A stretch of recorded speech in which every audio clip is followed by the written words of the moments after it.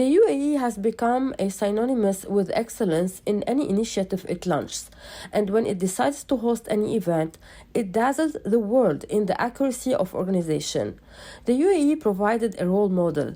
The latest event was the Abuظbي Sustainability Summit 2023, which was an opportunity to discuss global efforts to achieve climate neutrality.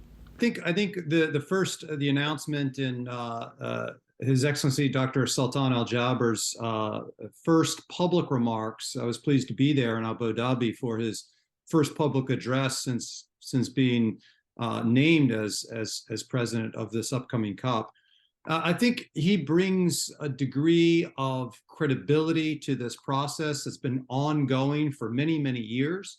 And he brings a degree of credibility because he understands the energy world and the climate change issue from serving at high-level posts within the entities that are advancing energy and the energy transition directly, rather than just being someone who as it tends to be, someone who speaks from it from a political perspective. He also brings both the status of the UAE, but also as a leading figure in the energy world, from someone who actually operationalizes and executes. I think too often the discussion around climate change has been focused about ambition, but ambition without execution is merely a dream.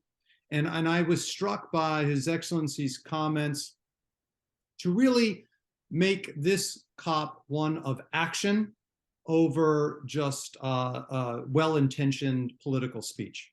Within its keen interest in climate change, it made its economy not dependent on traditional energy, especially oil and gas, and turned to alternative energy.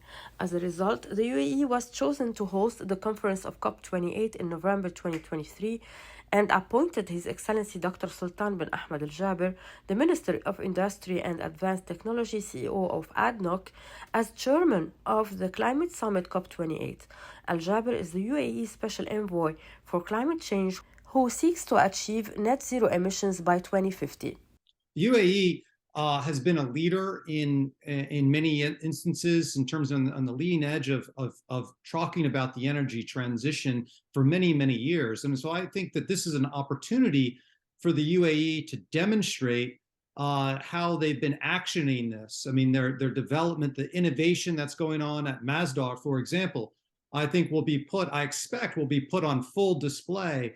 I was pleased when I served in the US government to go there and see and talk to the experts about what they're doing and how they're driving forward the story of energy transition, but also energy security, bringing both parts of the equation and producing the traditional base of energy in those contexts of oil and gas, and doing that and always striving to do it in a way with reduced emissions and higher output.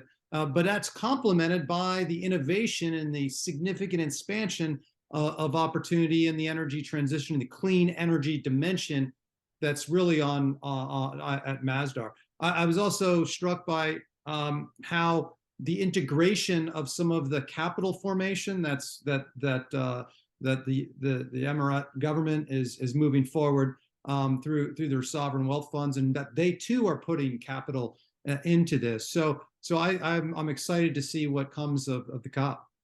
The UAE has invested more than $50 billion in renewable energy projects in 70 countries, including 27 islands, and plans to invest an additional $50 billion over the next decade. Observers believe that UAE-US cooperation in climate will accelerate international efforts to reach climate goals and will enhance economic opportunities. The level of capital that the UAE is committing to the energy transition goals is commendable, but it's also capital they're deploying. Oftentimes governments speak about what they seek to do, but the capital deployment and the operationalizing of big strategies is oftentimes slow. The UAE is not. They're on the leading edge of that. And I'm pleased to see that the U.S. is looking to partner with them more and more meaningfully, between bilaterally, but also in other parts of the world in terms of both in terms of energy transition of energy directly, but importantly here, they're also focused on industry, because energy is something that we want to produce, but energy is only useful to the extent that it's used. Industry employs people. Industry provides economies, and so the focus also that was announced in Abu Dhabi recently was to focus on those hard to abate sectors, such as green steel. Steel is required for providing the skeleton of the energy transition, the little bones of infrastructure. And we need to ensure that those bones are also done in a way that mitigates climate impacts. And so the level of commitment and the alignment of strategies, both in the US and the UAE on these hard abate sectors like green steel, I think is going to be something really to celebrate.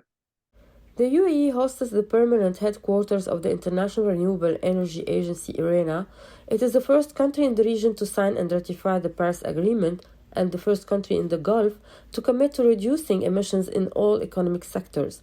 This made it a key and central partner in finding climate solutions in cooperation with the United States. Hey, Maria Malouf here. Please click to like and subscribe to Maria Malouf TV YouTube page and catch our hottest interviews and most compelling analysis. You will not get it anywhere else.